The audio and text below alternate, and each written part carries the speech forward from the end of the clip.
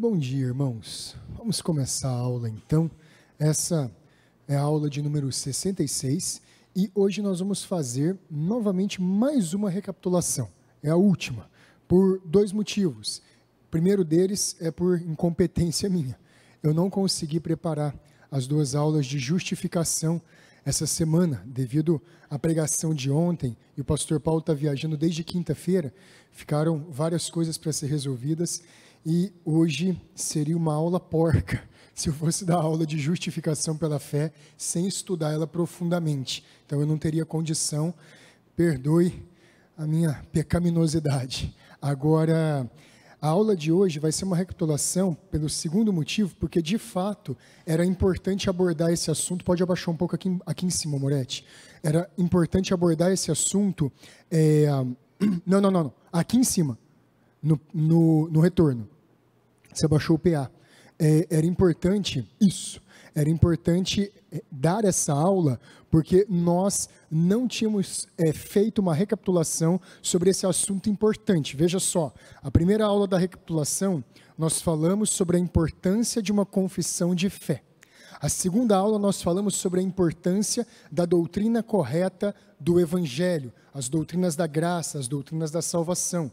E ficaria incompleto, diante de todas as outras 63 aulas que nós já demos, nós não fazemos uma recapitulação sobre a igreja. Então, Deus me livrou e deu uma aula a mais para a gente. Vamos abrir, por favor, lá na carta de 1 Timóteo, capítulo 3, nós vamos ler a partir do versículo 14. 1 Timóteo, capítulo 3, versículo 14.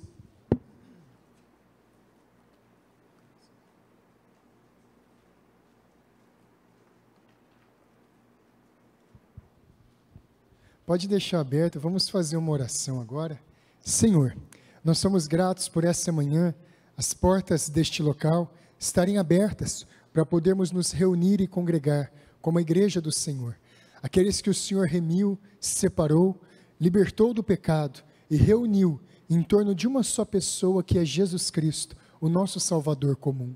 Deus, nós pedimos que nessa manhã o Teu Espírito Santo, bendito, tenha liberdade para falar as nossas vidas, para ensinar os nossos corações e para nos moldar de acordo com a sua santa vontade.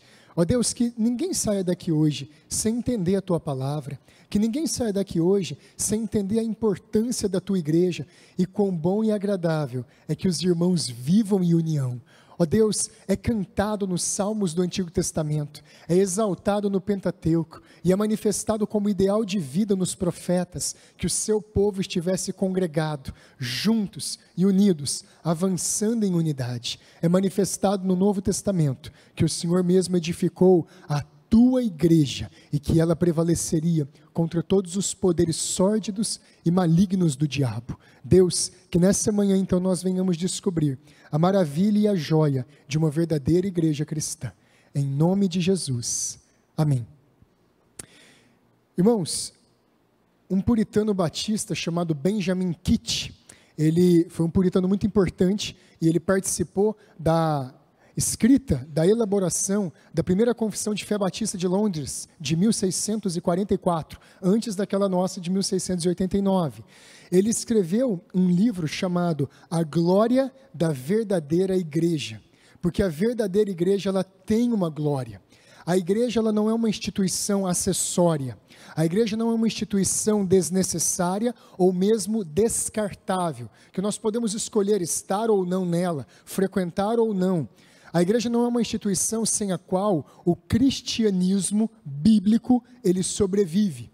Isso é tão forte, isso é tão sério, que João Calvino, citando Cipriano de Cartago, o antigo pai da igreja, ele disse assim: ninguém pode ter a Deus por pai se não tiver a igreja por mãe. E essa frase pode soar um pouco católica, porque os católicos distorceram essa frase de Cipriano de Cartago. Mas Calvino resgatou essa frase e disse: peraí, se você diz que Cristo é o seu Senhor, se você diz que Deus é o seu Pai, se você diz que você vive na comunhão com o Espírito Santo, como é que você consegue viver longe de outras pessoas que professam a mesma fé, que creem no mesmo Deus. Isso é impossível, isso é irreal. Se nós percebermos desde o começo da revelação de Deus no Antigo Testamento, até nós chegarmos no ápice da revelação de Deus no Novo Testamento e na encarnação de Cristo, você vai perceber que o grande propósito de Deus era reunir, primeiramente, indivíduos, depois famílias e depois uma comunidade inteira em torno do nome santo dele. Lembra do Antigo Testamento, quando Deus fez o tabernáculo no deserto? E ele queria reunir o povo para culto e para adoração a ele. E aquele povo deveria cultuar em um só local, em um só templo, naquela época o tabernáculo. Depois lá no livro dos reis, com a construção do templo do Senhor em Jerusalém. Aquele era o local de culto. Antes eles prestavam cultos em vários outros locais. Em Siló, no Antigo Testamento, lá na época dos judeus. Eles prestavam culto em Betel. Eles prestavam culto em vários outros santuários ao redor de Israel. Quando o templo foi construído, todos esses cultos cessaram, para que eles pudessem se reunir em um só lugar, para Deus mostrar a importância dessa instituição, desse povo reunido em torno da revelação de Deus, no Novo Testamento, da revelação de Cristo, e esse povo reunido em uma só congregação, em um só local, para cultuar o Senhor. Nesse texto que nós abrimos aqui, em 1 Timóteo, capítulo 3, veja só a importância que o Novo Testamento dá para essa matéria.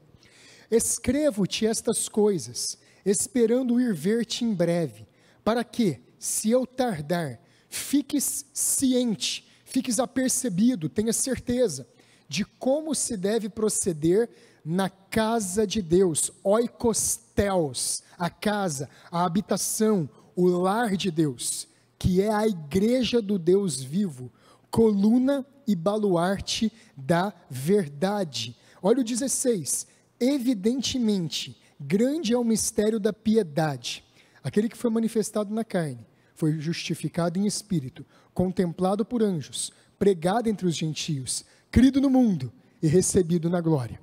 Isso aqui que a gente acabou de ler, o versículo 16, provavelmente foi um dos primeiros hinos cristãos cantados e escritos na Bíblia. Isso aqui foi uma poesia do apóstolo Paulo que era cantada pelos cristãos da igreja primitiva. Mas veja o ponto, o apóstolo Paulo, ele não estava em Éfeso, onde nesse momento estava Timóteo, um responsável pela igreja de Éfeso, um pastor da igreja de Éfeso, e Paulo falou, Timóteo, eu tenho coisas importantes para te falar, eu tenho coisas importantes para te alertar, e eu não posso esperar o tempo de eu estar face a face com você de novo.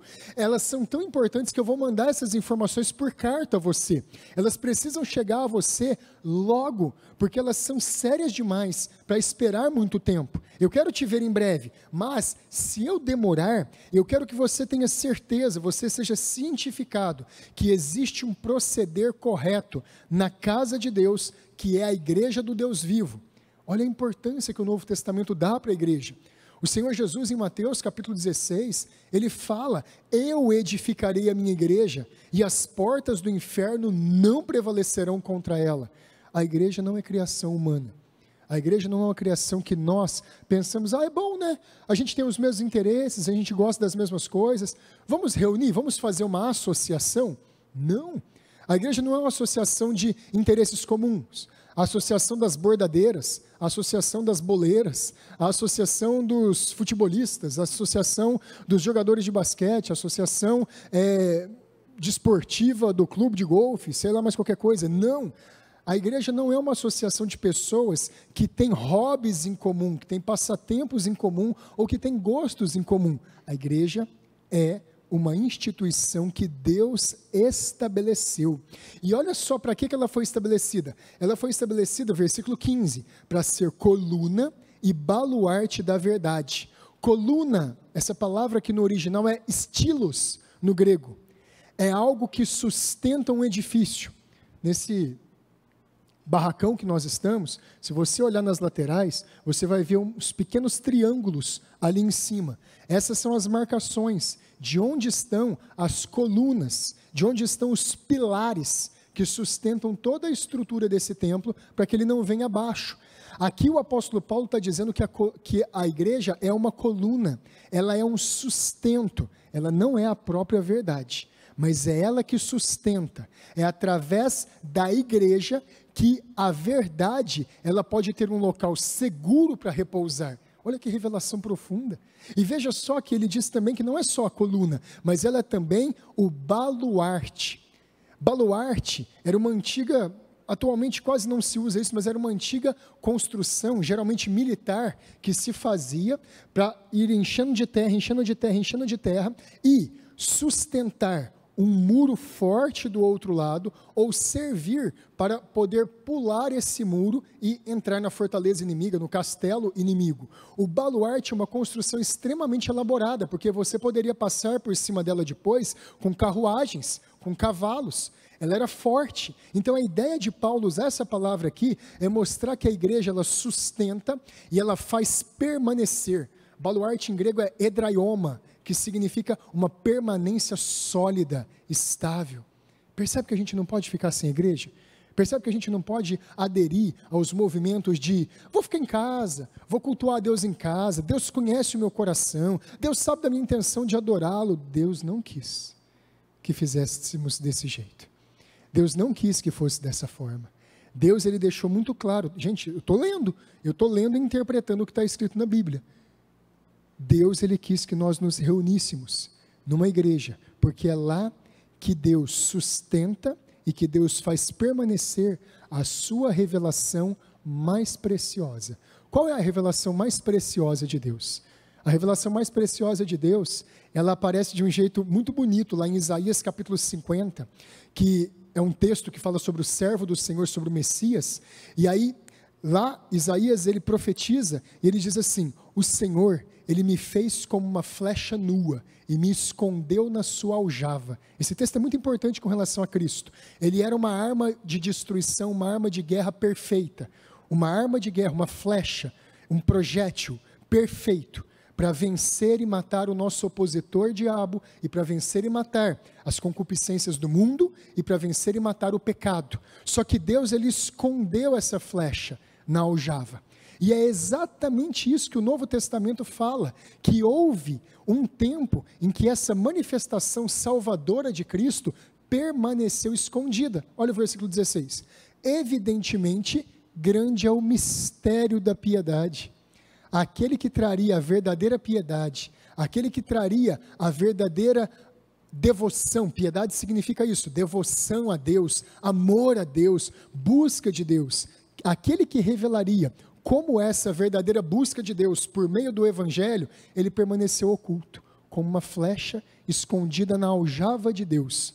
Ele permaneceu como um mistério. O mistério da piedade aqui é o Evangelho, e essa é a verdade mais impressionante de Deus, que Ele tinha para revelar para todos os homens. E aí se você lê esses textos aqui de baixo, aquele que foi manifestado na carne, a encarnação de Cristo no Evangelho, foi justificado no Espírito, a morte e a ressurreição de Jesus, foi contemplado por anjos, Cristo efetuou uma reconciliação cósmica, Colossenses capítulo 1, tanto das coisas que estão na terra, quanto das coisas que estão nos céus. Pregado entre os gentios, a salvação foi estendida a todos os homens, e não só ao povo judeu mais. Crido no mundo, a pregação foi eficaz. O cavaleiro do cavalo branco, lá de Apocalipse, ele saiu cavalgando e triunfando para vencer, e as suas flechas foram acertando os eleitos de Deus. Recebido na glória, Cristo foi exaltado. Salmo 24, levantai, ó portas, as vossas cabeças, levantai, ó portais eternos, as vossas entradas, para que entre o Rei da glória. Todo o evangelho está resumido aqui, pelo apóstolo Paulo. Maravilhoso, impressionante. Onde que esse evangelho fica?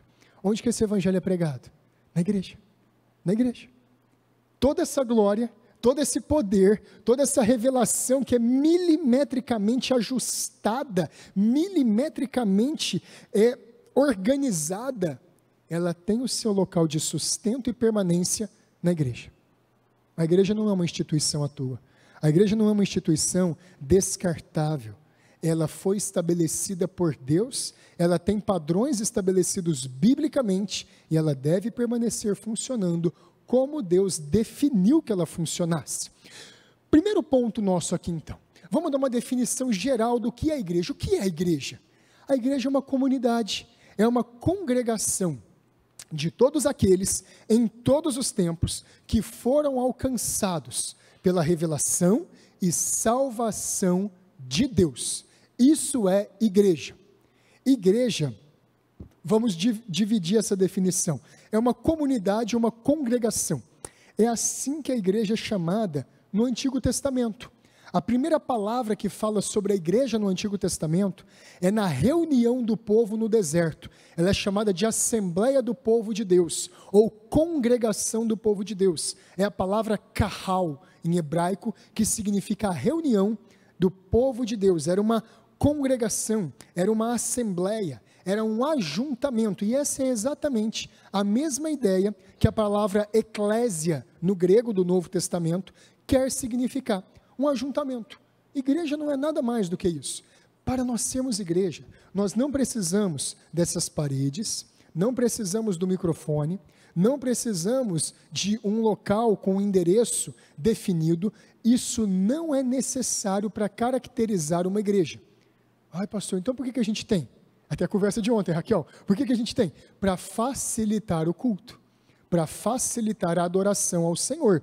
Isso tudo está aqui para facilitar. Mas, se eventualmente nós não pudermos mais nos reunir num local como esse, não tem problema nenhum. A copa das árvores serve bem de teto para nós. A relva do campo serve bem de assento para nós. Foi assim que Jesus pregou. Ele pregou no monte, ele pregou no vale, ele pregou em tantos lugares diferentes, ele pregou num barco, ele pregou numa praia. Nós não precisamos ter necessariamente todos esses instrumentos aqui para que seja uma igreja. A igreja é simples, mas ao mesmo tempo ela é bela. E Deus faz questão de que ela tenha beleza, de que ela tenha a graça dela de se reunir juntos e aquilo ali formar a comunidade, a comunhão daqueles que creram. A igreja também é a reunião de quem? Daqueles em todos os tempos. Gente, isso aqui é uma coisa maravilhosa.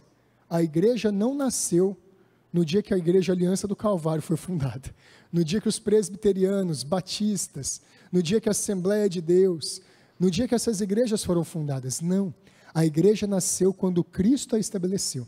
E a igreja é uma reunião dos crentes de todos os tempos, de todas as eras. Então, isso aqui traz para nós um senso de pertencimento, de continuidade e tradição muito grande. Sabe por quê? Nós fazemos parte da mesma igreja que o apóstolo Paulo. Fazemos parte da mesma igreja que o apóstolo Pedro. Fazemos parte da mesma igreja que Hudson Taylor, William Carey. Fazemos parte da mesma igreja que Susanna Wesley, Susana Spurgeon. Apesar de nós não estarmos no mesmo tempo que essas pessoas, nós fazemos parte de uma só igreja. E isso significa que a igreja é católica. Ih, pastor, aí zangou, está vendo bom até agora? O senhor vai usar essa palavra? Essa palavra significa em latim universal. Aí piorou, né? Porque a Igreja Universal do Reino de Deus é que nós estamos na roça mesmo. Nós temos que achar mais palavras para ver se a gente acha uma melhora nisso tudo. Mas olha só, a palavra católica, a palavra universal, não pertence ao chapelu de Roma, ao Papa Chiquim. Essa palavra, ela pertence a nós, aos cristãos. Ela é nossa, roubaram esse termo de nós. Porque a palavra católica significa uma igreja universal, não só de judeus mais, mas de árabes, gregos e todas aquelas etnias que são citadas em Atos capítulo 2. Então a igreja é uma igreja universal de todos os tempos, por pessoas que passaram por uma mesma experiência. Elas foram alcançadas. Elas foram alcançadas pela revelação de Deus e elas foram salvas por Deus. Então nós podemos dizer de igreja do Antigo Testamento e de igreja do Novo Testamento. Abre em Hebreus capítulo 11, o último versículo, versículo 39 e 40, os dois últimos.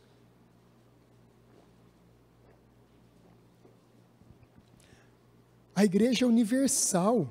A igreja, ela é a reunião dos crentes do Antigo Testamento e do Novo Testamento. Olha que coisa incrível. Hebreus 11, 39. Ora, todos aqueles que obtiveram bom testemunho por sua fé. Deixa eu explicar esse texto devagar, porque ele é um texto que foi escrito de um jeito difícil. Todos aqueles que obtiveram bom testemunho por sua fé, eles creram corretamente em Deus, eles confiaram no Senhor para a salvação, e lembra que o Hebreus capítulo 11 está falando dos heróis da fé, aqueles homens do Antigo Testamento que creram em Deus. Todos eles obtiveram testemunho. A palavra obter testemunho é a mesma coisa, é sinônimo de foram justificados, de foram aceitos, de foram recebidos como estando em ordem com Deus. Todos eles que obtiveram testemunho por sua fé, não conseguiram, contudo, a concretização da promessa. O que significa isso? A igreja do Antigo Testamento, a igreja de Abraão, Isaac, Jacó, Judá, os patriarcas, Davi, Isaías, é como se a gente fizesse assim, aqui no centro, nós temos a encarnação de Cristo, Gálatas 4, versículo 4, a plenitude dos tempos, quando Deus revelou Cristo, quando Ele se encarnou, aqui está Jesus. Para trás nessa régua, à esquerda, nós temos a igreja do Antigo Testamento, e todos esses crentes do Antigo Testamento, eles não obtiveram a concretização da promessa. O que significa isso? Eles olhavam para o futuro, eles olhavam para frente, eles olhavam na expectativa de que o Messias viria. Gente, isso tudo é mais do que bíblico. João capítulo 8, Jesus fala assim, Abraão viu o meu dia e se alegrou. Abraão olhava para frente, Abraão olhava pela esperança do Messias. Davi fez a mesma coisa, disse o Senhor ao meu Senhor, assenta-te, até que eu coloque os teus inimigos por estrado dos teus pés, debaixo dos seus pés, vencidos, dominados. Davi olhava para frente, Isaías olhava para frente também e dizia, ele verá o fruto do seu penoso trabalho e ficará satisfeito, o meu servo justo, com o seu conhecimento justificará a muitos. Tudo isso do Antigo Testamento olhava para frente para Jesus. Então nós temos a igreja do Antigo Testamento que não obteve naquela época, temporalmente, a concretização da encarnação de Jesus, a concretização da manifestação de Jesus. Beleza, mas vamos ler o 40. Por haver Deus providenciado coisa superior a nosso respeito. Isso aqui significa que os crentes do Novo Testamento, eles são superiores aos crentes do Antigo Testamento, não no sentido de ser mais salvos ou melhores, mas no sentido de que os crentes do Antigo Testamento tinham uma esperança que não tinha se realizado. Os crentes do Novo Testamento têm uma esperança que se concretizou. Então nós podemos olhar para aquilo que já foi consumado. É o que Jesus disse na cruz. Dá para entender agora por que ele disse está consumado? Ele disse está consumado porque ele pôs o ponto final na história. E nós podemos olhar para ele agora. Então o autor aqui de Hebreus, ele está dizendo assim, olha, Deus ele providenciou algo superior para nós que vivemos depois da vinda de Cristo, da morte e da ressurreição dele. Para que, olha lá o versículo 40, para que eles, o povo do Antigo Testamento, sem nós, o povo do Novo Testamento, não fossem aperfeiçoados. Gente, isso aqui é uma coisa maravilhosa, porque Deus está dizendo aqui que o Antigo Testamento não era perfeito, e que o Novo Testamento não é isolado, mas que os dois se encaixam e se conectam perfeitamente. E a igreja de Abraão, Isaac e Jacó pode dar a mão para a igreja de Pedro, Paulo e João, e nós podemos viver na mesma comunhão do povo santo. Gente, isso aqui é maravilhoso. Esse é o mistério que o apóstolo Paulo fala. O mistério de Deus reunir os judeus com os gentios. E dessa reunião ser perfeita pelo cimento, pelo superbonder, pela cola do Senhor Jesus Cristo. Nós vamos desprezar a igreja? Nós vamos desprezar os cultos? Nós vamos desprezar a reunião do povo de Deus? Nós vamos ficar em casa, eu vou orar em casa, eu vou ler a Bíblia em casa. Não, eu vou ver o culto pela internet. Então Deus, Ele fez tudo isso daqui. Ele criou, olha, isso aqui é a coisa mais estupenda, é a revelação mais estupenda que existe na história da humanidade. Ele fez tudo isso, Ele orquestrou perfeitamente tudo isso, porque agora a gente escolhe se vai ou não. Isso não está certo, isso não honra o Senhor. Vamos avançar para o item 2, definição particular de igreja. Isso é tudo que eu ensinei para nós até agora, é a igreja geral, é a igreja universal, a igreja católica, a igreja de todos os crentes. Definição particular de igreja, é um grupo local, igual a gente está aqui, local, na Cidade Franca, de pessoas reunidas, nós estamos juntos, que passaram pela mesma experiência espiritual, conversão.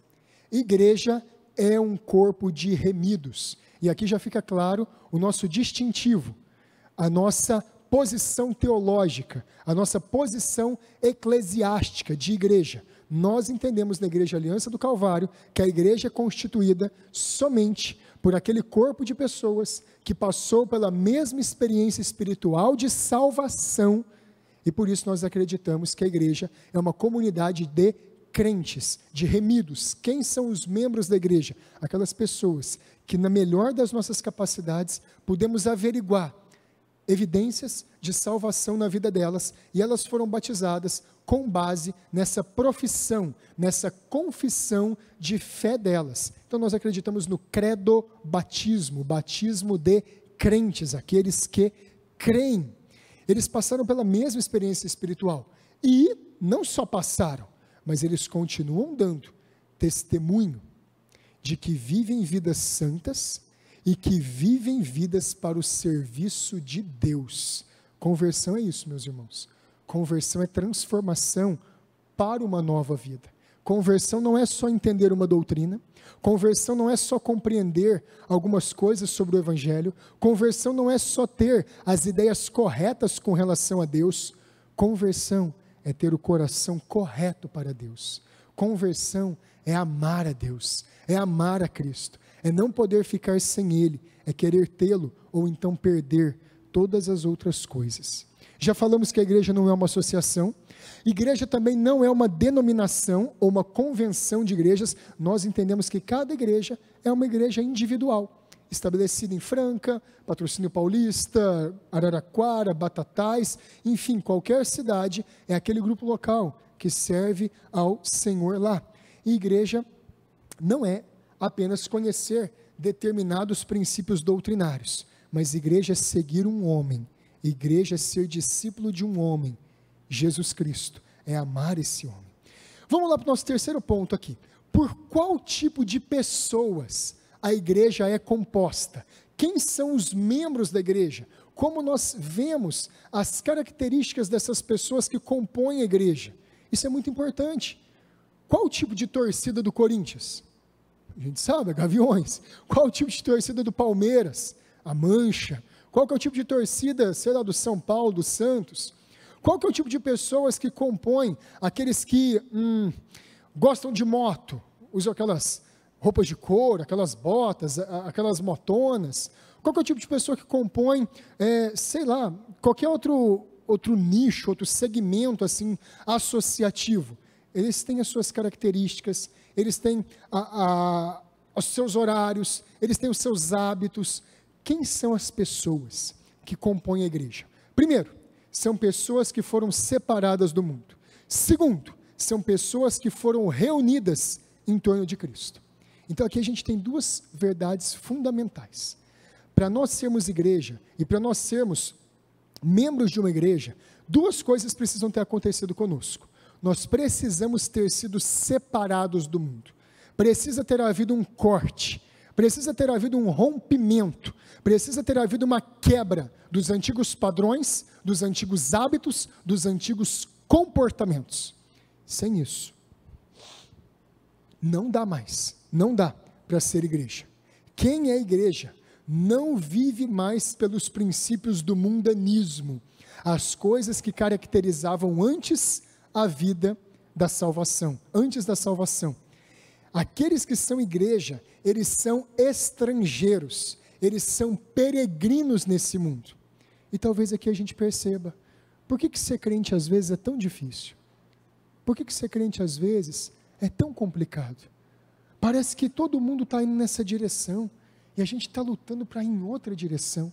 Parece que é tão mais fácil a gente sossegar, passar tranquilo, e descer rumo abaixo, junto com a correnteza geral desse mundo.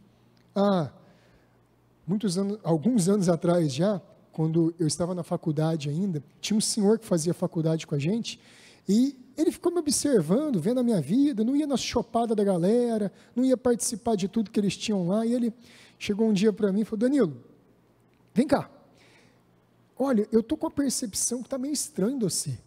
Está todo mundo assim, ó, deitado numas boias no rio, e está descendo o rio, e está uma beleza, e está alegre, você está fazendo um esforço danado, menino, para subir esse rio, e você ainda está tentando pegar as boias dos outros e falar que está errado, e subir junto. Aí eu falei: Dalmo, você está certo, é interessante isso que você está falando, é verdade, Porque essa é a vida de um cristão, ele é inconformado. Essa palavra ela é importante para a vida cristã. Ele é desinquieto, ele é sem lugar, parece que não está muito certo. Irmãos, tem um texto aqui, no próprio Hebreus, quando vai falar de Abraão, escuta esse texto. Pela fé, Abraão, quando chamado, obedeceu. Ele cortou com a velha vida, a fim de ir para um lugar que ele deveria ir, para receber por herança. E ele partiu sem saber para onde ia. Isso aqui é a característica da vida de um crente. Ele parte muitas vezes para sair, ele sai de lugares, ele deixa coisas, sem saber exatamente qual vai ser o fim dessas coisas. Ele deixa a antiga pátria, os antigos caminhos, e ele se torna um peregrino, ele se torna um forasteiro nesse mundo. Ele começa a andar nesse mundo, mas como se esse mundo não fosse dele, como se o lar final não fosse aqui. Olha o versículo 11:9. Pela fé, Abraão peregrinou na terra da promessa, como em terra alheia, habitando com tendas, não eram em palácios, com Isaque e Jacó, herdeiros com ele da mesma promessa, porque aguardava a cidade que tem fundamentos, da qual o arquiteto e construtor é Deus. O crente não tem uma morada eterna nesse mundo. Irmãos, deixa eu te falar uma realidade que talvez você já percebeu empiricamente, na prática, mas ainda talvez não raciocinou nela. Você não vai ter todas as semanas felizes no mês. Você não vai ter todos os meses felizes no ano. Nós não vamos passar por tranquilidades e sossegos aqui nesse mundo. Nós não vamos. Talvez você já percebeu que, ao mesmo tempo que vem uma bênção, logo depois vem uma notícia triste, que parece que joga água naquele fogo. Que ao mesmo tempo que você está ali, desfrutando de algo doce, vem alguém e joga sal no seu brigadeiro, e muda aquela situação completamente. Você fala, gente, por quê? Porque nós somos peregrinos, porque essa terra não é o nosso destino final, porque as coisas aqui nessa vida, elas não são permanentes. Nós vivemos em um local mutável, nós vivemos em um local que não é o descanso final. Richard Baxter, um dos puritanos que eu mais gosto de ler, ele fala sobre o local onde finalmente nós descansaremos de todas as lutas, de todas as dores. Todas as nossas dores, é uma citação desse livro dele, O Descanso Eterno dos Santos. Todas as nossas dores podem nos acompanhar até a sepultura. Até a sepultura os nossos inimigos nos perseguirão e estarão nos nossos calcanhares. Até a sepultura nós lutaremos contra a carne, o mundo, o pecado e o diabo. Mas nós lutaremos contra eles somente até a sepultura. Porque depois da sepultura, nenhum desses inimigos tem mais poder algum sobre as nossas vidas. Nós entramos no descanso depois da morte. Não é agora. Não é para cá. Nós somos peregrinos. Nós somos estrangeiros nesse mundo. Escuta, Colossenses 1, versículo 13. Ele, Deus, nos libertou do império das trevas e nos transportou para o reino do Filho do seu amor. Percebe que a salvação, que para fazer parte da igreja, precisa ter acontecido um resgate, uma quebra de um cativeiro, a destruição de algo, a libertação, o romper de algo.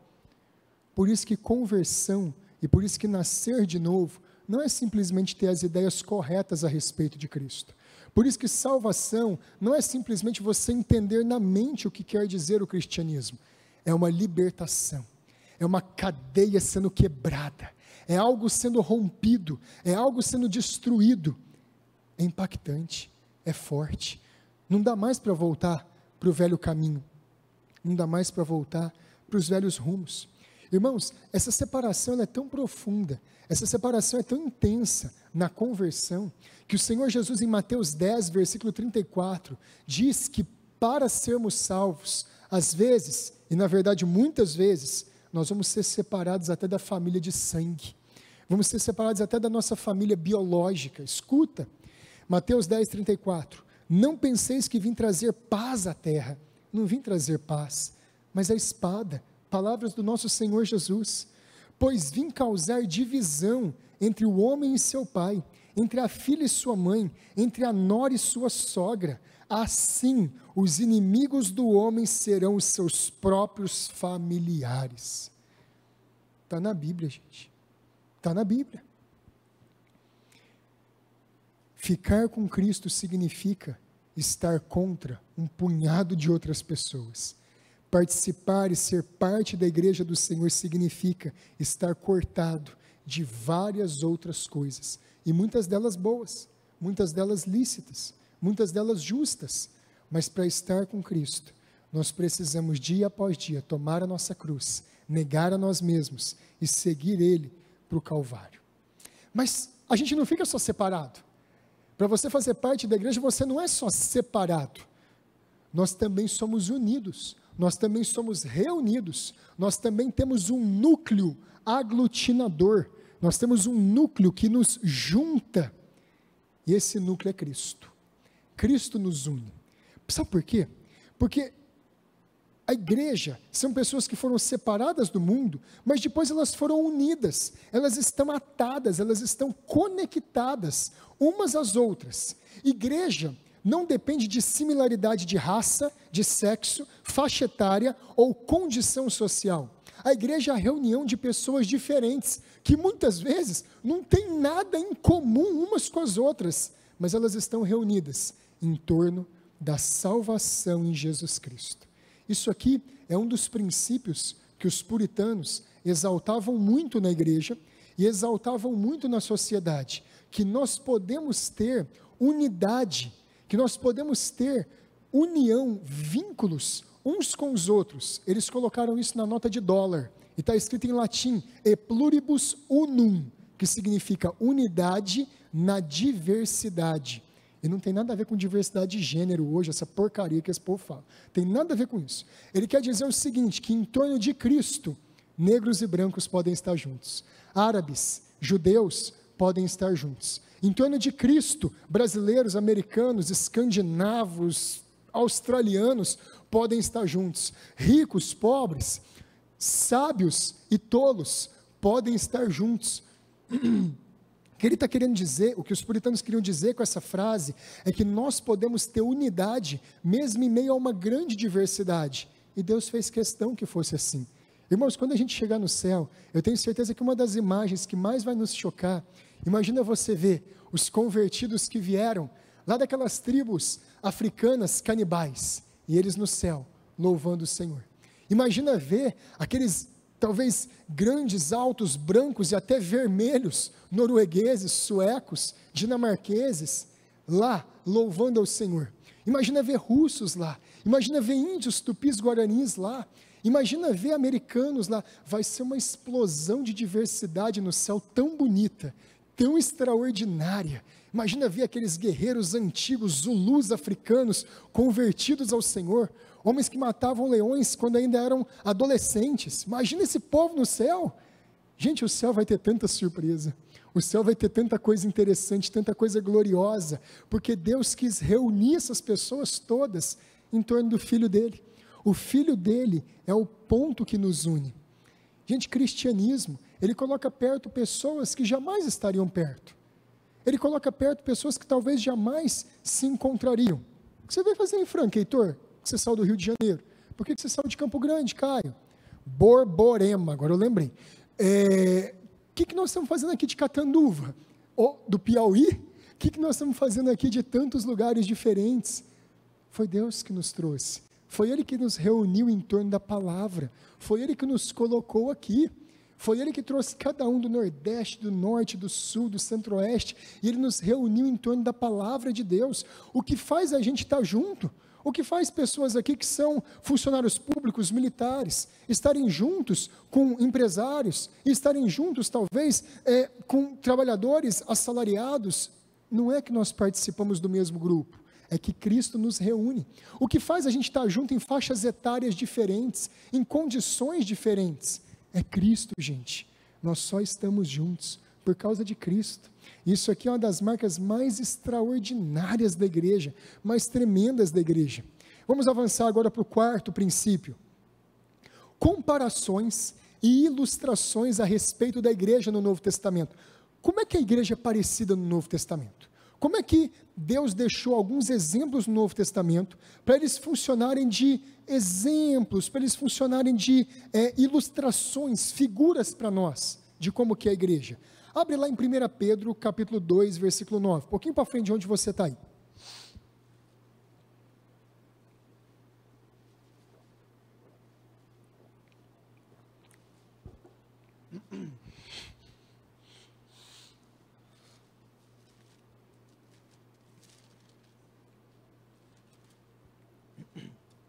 Nós vamos ver breves comparações, ilustrações da igreja no Novo Testamento. 1 Pedro 2,9: Vós, porém, sois raça eleita, sacerdócio real, nação santa, povo de propriedade exclusiva de Deus, a fim de proclamardes as virtudes daquele que vos chamou das trevas para a sua maravilhosa luz. Pedro usa aqui uma linguagem muito típica do Antigo Testamento, nação eleita, povo adquirido de Deus, ou povo de propriedade exclusiva de Deus. Ele está falando, essa é a figura da igreja. Os crentes, eles são sacerdotes, os crentes são um exército santo. Gente, olha a ilustração que a Bíblia está dando para a gente. A igreja é constituída de sacerdotes, de soldados, de um exército santo. A igreja não é constituída só de fraqueza, ela é constituída de força também. A imagem bíblica do Novo Testamento não tem nada a ver da igreja ser a clínica da alma, ser o spa de revigoramento, de não sei o quê. A igreja é o hospital onde todos os feridos podem ir. Vamos ler as 7 aqui comparações que Deus mostra na palavra dele, e vamos ver se é assim que a igreja é vista. Ela é vista como o local onde estão os embaixadores de Deus na terra, onde estão os representantes de Deus na terra. Deus não é representado pela ONU, Deus não é representado pela OMC, Ele não é representado pela OMS, Ele não é representado pela Unesco, Ele não é representado pelo Congresso americano, pelo Congresso brasileiro, Ele não é representado pela União das Tribos Indígenas, Ele não é representado, graças a Deus, pelo MST, Ele não é representado por nenhuma dessas pessoas. Deus é representado pela igreja, um exército de sacerdotes e um exército de santos. Segunda comparação, a igreja é comparada com uma noiva, Efésios 5, do 25 ao 32, não precisa abrir, eu vou ler rapidamente. Maridos, amai vossa mulher, como também Cristo amou a igreja, e a si mesmo se entregou por ela, para que santificasse a igreja, tendo purificado ela por meio da lavagem da água, pela palavra, para apresentar a si mesmo uma igreja gloriosa, sem ruga, nem mancha, nem mácula, nem coisa semelhante, porém santa e sem defeito. A igreja é santa, a igreja é pura, a igreja é uma comunidade preparada, santificada para o futuro casamento um dia com o seu esposo, Jesus Cristo. A igreja é um local de pessoas santificadas, preparadas, puras, a figura de uma noiva aqui no Novo Testamento, casta, donzela, guardada, preparada para se casar com o seu noivo, valente e poderoso, o Senhor Jesus. Terceira comparação, a igreja é comparada com um rebanho de ovelhas.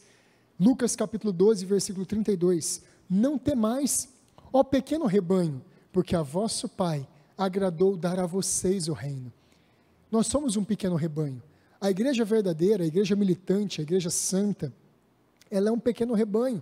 Nós não somos grandes em número, não somos fortes, poderosos, com raríssimas exceções, somos um pequeno rebanho de ovelhas, só que nós estamos junto daquele que é o bom pastor.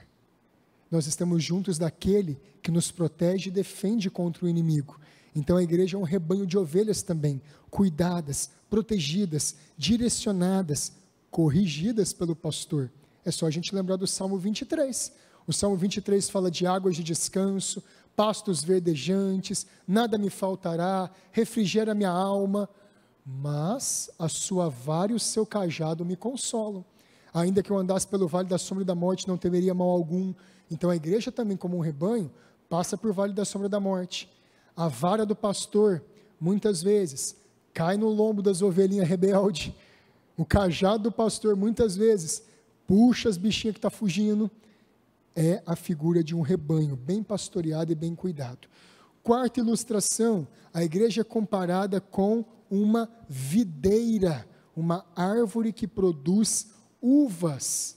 E essa ilustração ela é muito bonita, ela está lá em João, capítulo 15, do versículo 1 ao 7, eu vou ler rapidinho.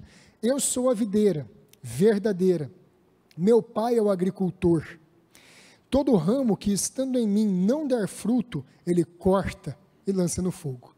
E todo aquele que dá fruto, ele limpa para que produza mais fruto ainda. Então, nós somos ramos dessa videira. E todo ramo infrutífero dessa árvore de uva, dessa parreira, Deus corta e lança no fogo, porque não é verdadeiramente da videira dele. Mas todo aquele que dá fruto, o que Deus faz? Ele poda. E às vezes a poda dele pode parecer dura, pode parecer severa. Muitas pessoas evitam hoje estar numa igreja local, muitas pessoas hoje evitam estar sob a autoridade de ministros, de oficiais bíblicos e constituídos por Deus, porque não querem ser corrigidas. É mais fácil ver sua pregação no YouTube, é mais fácil ser pastoreado à distância, é mais fácil você mandar um e-mail com as suas dúvidas, mas em casa você viver igual Judas, o Iscariotes. É mais fácil fazer isso e se esconder.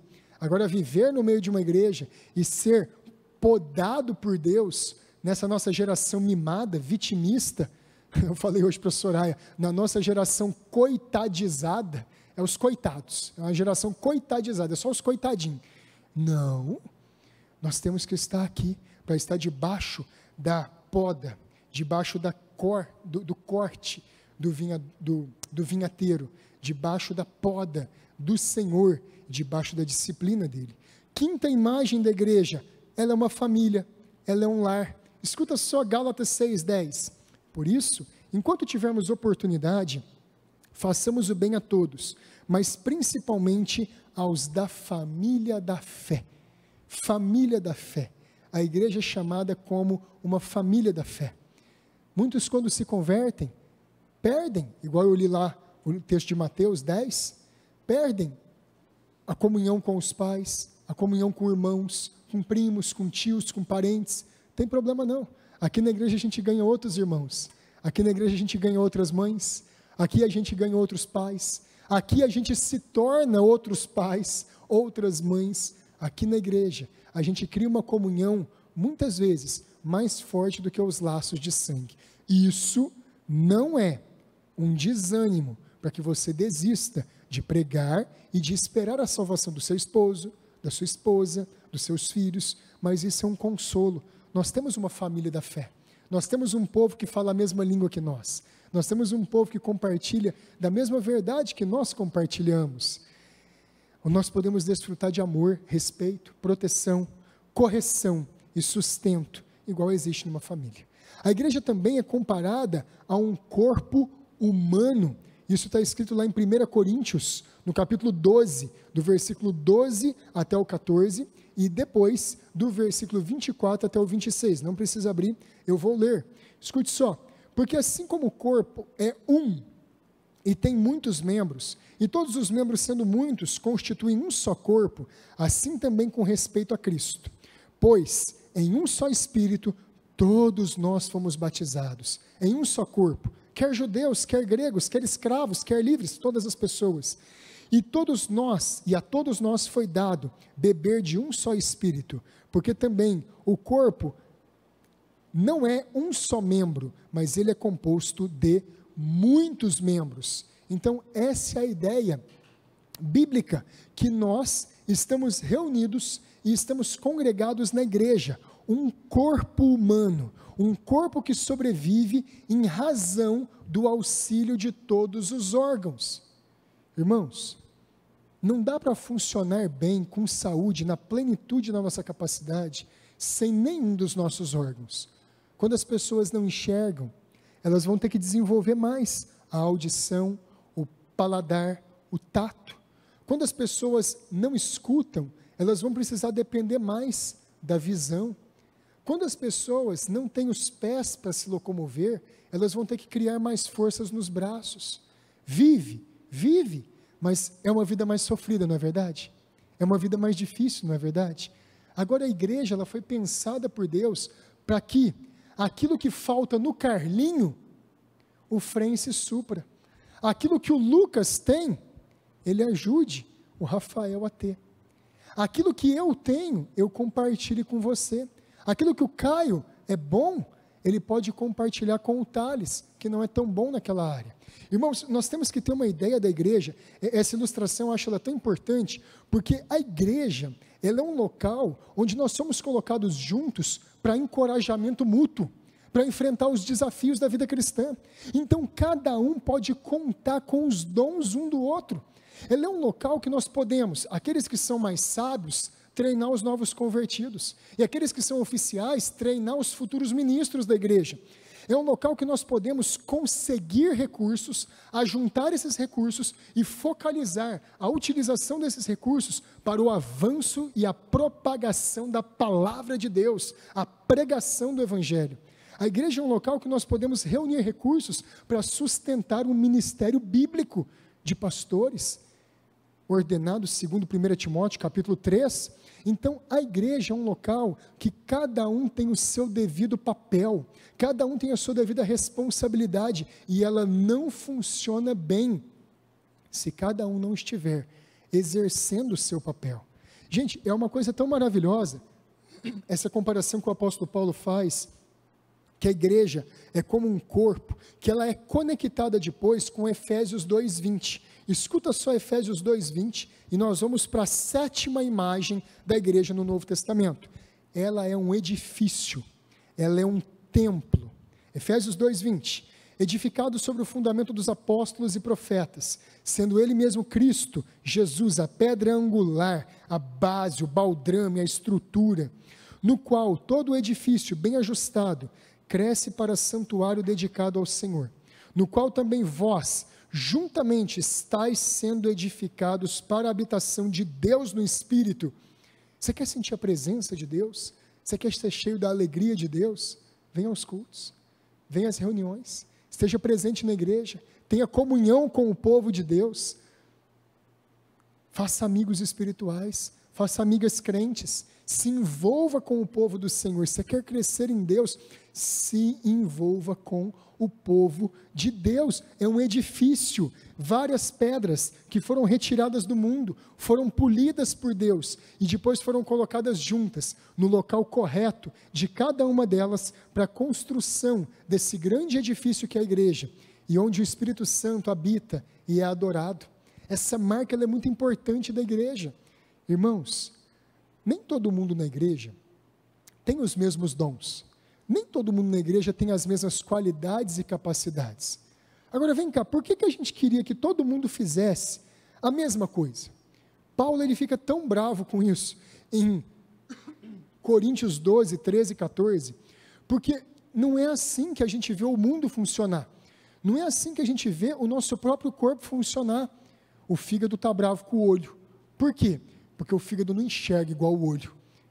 Mas se o sangue não filtrar no fígado, o olho não funciona. O cabelo está bravo. Está bravo por quê? Porque ele não é tão duro igual a unha. Ele está bravo porque não é duro igual a unha. A perna está brava com o braço. Gente, isso é uma loucura. O corpo ia se destruir se fosse assim. Não pode ser assim. Na verdade, um tem que estar conectado com o outro. Um auxilia com as suas características individuais as necessidades da outra parte, do outro órgão do corpo. Na igreja é a mesma coisa. Todo mundo prega. Todo mundo é bom com visita, aconselhamento. Todo mundo é bom com ensinar a palavra de Deus. Todo mundo é intercessor nato e super, hiper, ultra capaz. Todo mundo é qualificado em todas as áreas. Todo mundo consegue passar por situações difíceis com pessoas no hospital. Às vezes não. Aquela irmãzinha lá, tadinha, fraca, não consegue ficar cuidando da outra lá que está terminal, com a barriga aberta, lá no hospital. Mas nem todo mundo consegue. Não é todo mundo que consegue. Aquele irmãozinho lá é fraco, não consegue dar um estudo bíblico, buscando as raízes do grego e hebraico. Nem todo mundo consegue. Nem todo mundo faz isso. Aquele irmão lá é fraco, nunca conseguiu orar 5 horas por dia. Nem todo mundo consegue. Não, pastor, mas eu faço. Esse aqui era o problema da igreja de Corinto. Eles estavam usando os dons deles para eles mesmos. Eles queriam fazer só o que eles faziam bem. E eles achavam que a igreja, uns achavam que a igreja era só profecia, Os outros achavam que a igreja era só visitar e socorrer os enfermos. Os outros achavam que a igreja era só doutrina e palavra de sabedoria. Aí Paulo virou e falou assim: suas cambadas, para com isso. Se vocês ficarem desse jeito, vocês vão ter uma igreja desequilibrada. Vocês precisam ter uma igreja unida, pelo auxílio de todos. Veja só o versículo 24, eu vou ler aqui, 1 Coríntios 12, 24. Mas os nossos membros nobres não têm necessidade disso. Contudo, Deus coordenou o corpo, concedendo muito mais honra àquilo que menos honra tinha, para que não haja divisão no corpo. Pelo contrário, cooperem os membros com igual cuidado, em favor uns dos outros. O que eu tenho de bom eu compartilho com o outro, de maneira que, se um membro sofre, todos sofrem com ele, e se um deles é honrado, todos eles se regozijam. Ora, vós sois corpo de Cristo, e individualmente membros desse corpo. O corpo de Cristo tem muitas diferenças, e graças a Deus por essas várias diferenças, porque aquilo que eu não tenho, outras pessoas podem me suprir, e aquilo que eu consigo ajudar, eu posso auxiliar outros que vão necessitar desse cuidado. Irmãos, essa é a apresentação, a recapitulação do que é a igreja, do que é esse povo de Deus, conectado, desde lá de trás de Adão, chegando até o último Adão, Cristo, e depois chegando até nós, no século 21. Essa é a igreja de Deus, conectada, envolvimento de um com o outro, e totalmente alicerçada em torno da pregação da palavra e do evangelho de Cristo. Essa foi a nossa aula, então, de número 66, a recapitulação do que é a igreja. Semana que vem, pela graça de Deus, e não tendo a minha preguiça, estou brincando, eu não fui preguiçoso, não tendo a minha preguiça, semana que vem a gente entra em justificação, e aí a gente vai avançar em assuntos novos, da Confissão de New Hampshire e da Confissão Batista de Londres de 1689.